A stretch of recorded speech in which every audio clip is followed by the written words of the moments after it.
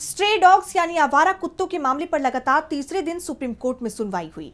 पिछले 2 दिन की सुनवाई की तरह आज भी सभी पक्षों ने अपनी दलीलें पेश की। एनिमल लवर्स की तरफ से पेश सीनियर वकील अभिषेक मनु सिंघवी ने अदालत से इस मामले में हस्तक्षेप न करने की अपील की। तो क्या कुछ हुआ इस मामले की सुनवाई के दौरान और क्या अब सिंघवी की अपील के बाद अब मामले से दूरी बना लेगा सुप्रीम कोर्ट, जानेंगे इस रिपोर्ट में। सुप्रीम कोर्ट में आवारा कुत्तों के मामले पर लगातार तीसरे दिन सुनवाई हुई। जस्टिस विक्रमनाथ, जस्टिस संदीप मेहता और जस्टिस एनवी अंजारिया की बेंच के सामने याचिकाकर्ताओं और पशु कल्याण संस्थाओं ने अपनी दलीलें रखी। संस्था all creatures great and small की तरफ से पेश सीनियर वकील अभिषेक मनु सिंघवी ने कोर्ट से इस मामले में संयम बरतने की अपील की।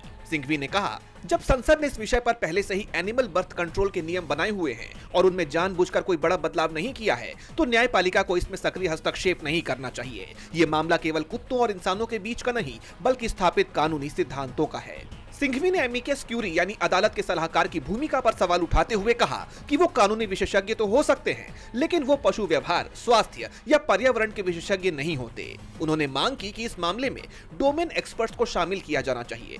इस दौरान अभिषेक मनु सिंघवी ने अरावली मामले का उदाहरण दिया, जहां विशेषज्ञों की कमी के कारण पहले लिए गए फैसले पर दोबारा विचार करना पड़ा था। सुनवाई के दौरान बेंच ने पूछा कि क्या स्कूल, अस्पताल और कोर्ट जैसे सार्वजनिक संस्थानों में कुत्तों की मौजूदगी सही है?